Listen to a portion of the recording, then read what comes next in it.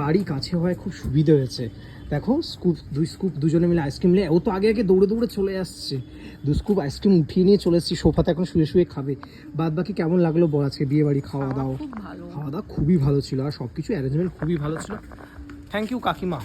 এটা actually the credit goes to my মামি। হ্যাঁ মাম্মি ঠিক আছে। তো যাই হোক, অ্যাকচুয়ালি অনেকগুলো আইসক্রিম খেয়ে না এটা একটা উঠিয়ে নিয়ে চলে এসেছে লাস্টে, ওই যে তাড়াতাড়ি করে বাড়ি ঢুকে আমি যাচ্ছে। তোর ব্লগে থাকবো না, ফালতু ঢপগুলো মারবি না। না গো, একটাই নিয়েছি।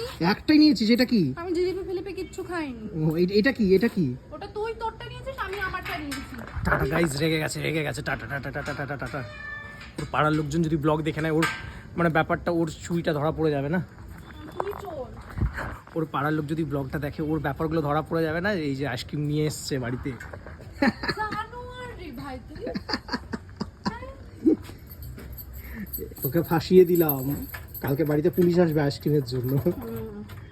তোর ব্লগটা অফ কর বলছি।